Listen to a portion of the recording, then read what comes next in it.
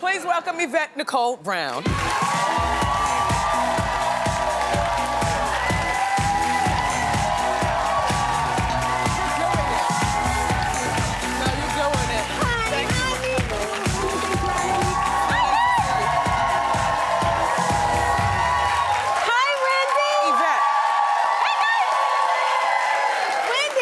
You're stunning.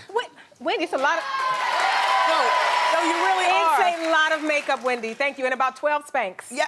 You need at least 12 to get it all. And then the baby hair. Yeah, I thought I'd let them out. It's good. Thank you, Wendy. So, wait, I gotta say this.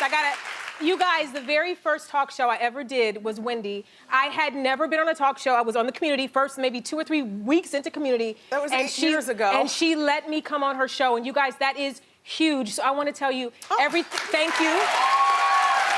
Everything I have learned about being on a talk show, pre-interviews, everything was because of you. So thank you so much. Thank you. For everything. Thank you. Really, from my heart. Thank you. So I want to give you some shoe cam because I love your outfit. My shoe cam game is so whack, y'all. Well, no, just plain, there's nothing wrong with a plain black shoe. Yes.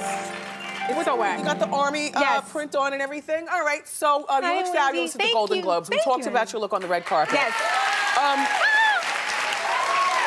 Yvette. Yes. Now, you were never a big, fat, large... I was a big, yes. I don't recall you being that big and large, not even in season 1. Well, in season 1, no, but I did enjoy donuts on the set of Community. Yes, I did. A lot. So many donuts that I ate myself into diabetes. Yeah. Oh. So when it got to the point where I was facing insulin, I figured I might need to put them down and get on a treadmill. So. All right, so how much weight did you lose? This is the funny thing. I actually, to this day, don't know how much weight I lost because for me, you guys, we're a vain society. You know that? Everybody's on Instagram posting their abs and, you know, I'm not a vain person. It didn't matter when I was big. It doesn't matter that I'm smaller. Right. It mattered that I was sick. Yes. So for me, the way I tested how I was doing was pricking my finger every day and seeing if my numbers were going down. So as my numbers went down, it didn't even come close to what it felt like for this to go down because I wasn't going to lose my feet. So there you I are. really don't know. There you are at the Golden Globes. Yes. Was this your first time being there? That was my first time at the Golden Globes, first time doing interviews with people on the carpet. Found out about it, Wendy. They called me on like a Tuesday, and I was on the carpet by Sunday. You were a correspondent? Of course, I did it for the Hollywood Foreign Press. They had their first red carpet thing themselves, and it was via Twitter. And we were the first stop on the carpet, and I got to talk to amazing people that night. All right, so you're a celebrity yourself. Am I? Do you fan out at other celebrities? Yes, I'm a big, you see how excited I am just to even be back here. And I just love people. Yeah. And I celebrate anyone who's great at what they do. So I can fangirl at the supermarket if somebody is packing my groceries just right. I'm like, woo, pack them groceries. So yes, so I will literally go up to anyone and go, I love your work, whatever your work happens to be. So who was on the red carpet that like made you wet your pants? Oh, wet my pants. Ooh, you know who's kind of cute, you guys? That Andrew Garfield. Spider-Man? Yes, he's kind of cute. And listen, allegedly, he gave me a little rhythm in my interview. Look it up. He may have said I was attractive. That's all I'm saying. He may. Are you good?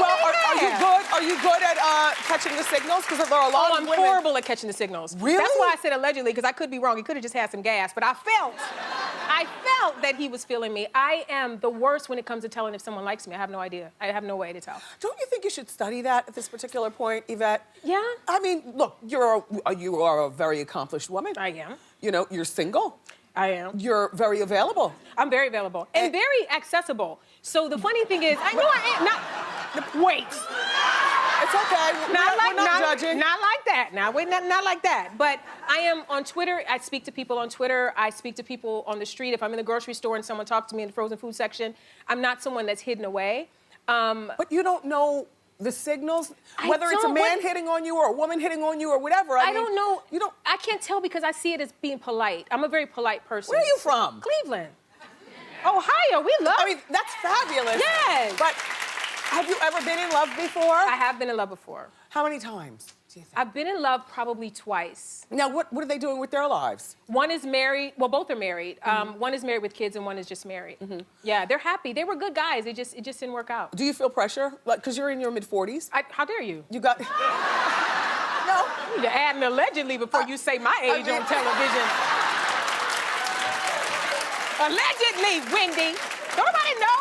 No. But I you've got all these jobs. I do watch you on The Odd Couple. I know that you're successful. I'm a woman of a certain age. I want to say this. I'm glad you brought this up. I think that we put too much pressure on women who have not, in society's opinion, got their man and their kids yet. Yes.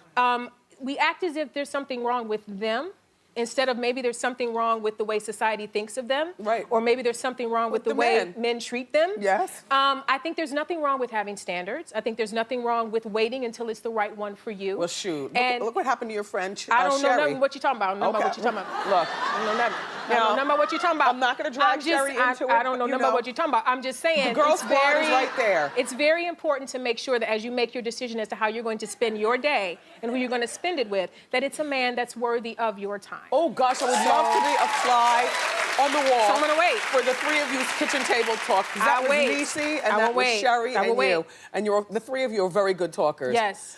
I love that you guys have that friendship thing going on, Yeah. and everybody's working, so nobody's hating each other. Yeah, nobody's hating. But I don't think it's you guys, there's enough to go around. Yeah. There really is. Yeah. And everybody it's better to celebrate than to hate. I think it's so important to just tell people you love them. You got the same amount of time, the same amount of 40 characters on Twitter. Spread love instead of nastiness, please. I enjoyed you as Michael Bivins' mom Did in you? the New Edition movie. Thank you. Yes.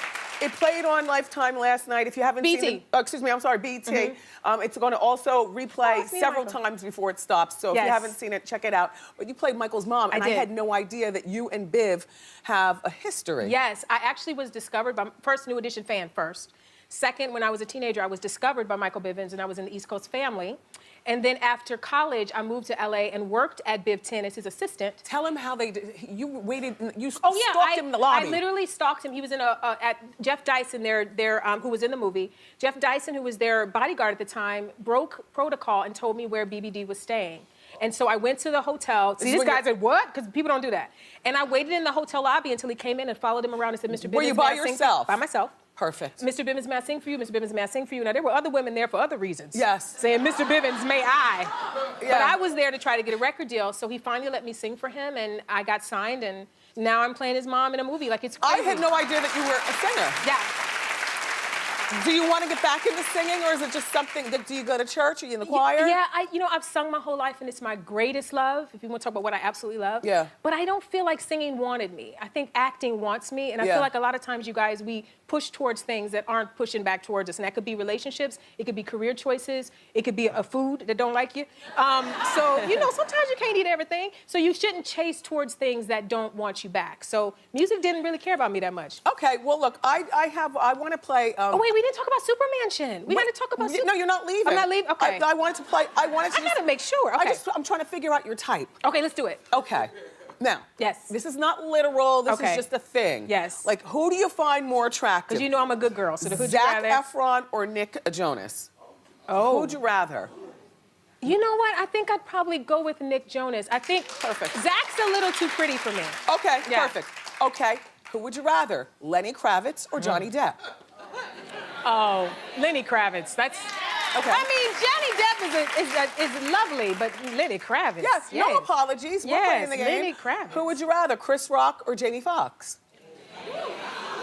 I'm gonna go rogue and say Chris Rock. I think Chris, listen, it's not always about physicality, because they're both good-looking guys, but I think Chris is very intelligent and irreverent. Not that Jamie is not, but I like Chris's take on life. I like the way he thinks about things, so I would probably go with Chris Rock. See, we're working this out for you. Okay, who would you rather, James Packard or Nick Cannon? Now you gotta choose one. No, I can choose one. That first one hurt my feelings. Nick Cannon. Okay. Easily. Nick Cannon, 100%. Y'all okay. better clap for Nick Cannon. Nick Cannon. Real quick, Leo or Brad? Oh, listen. Brad. Brad! Okay. Brad Pitt? And finally, Malcolm Jamal Warner or Idris Elba? This is wait a minute. Malcolm is wait not a a minute. bad-looking man. This is Sophie's choice because I've loved Malcolm Jamal Warner since I was a child. So I'm going to say Idris Monday through Wednesday and Malcolm the rest of the There you go. Okay, now. Yes. What is Supermansion? Superman? Because I heard cursing. Well, Super Mansion, you heard bleep cursing. Super Mansion is a stop-motion animation show that is available on Crackle. Now, let me tell you about Crackle, you guys. It's a free, emphasis on free app that is available on Roku and Chromecast and your phones. It's everywhere. It's on your gaming system. This has been on for a moment. It's the second season. Crackle's been around forever. They have a lot of great movies on there and television shows, and this is Super Mansion's second season, and it's stop-motion animation like Rudolph the Red-Nosed Reindeer, for those of y'all that are allegedly around my age. It's like that type of animation, and I play Portia and Zenith, and Portia is a talk show host like you, and Zenith is this otherworldly superhero that is fierce. Look at that hair. And I love that you work. I love that you're working so many jobs, and everything is different. One thing is different from the other. Thank you so. It's so nice to see you again, Wendy, Yvette. I love you.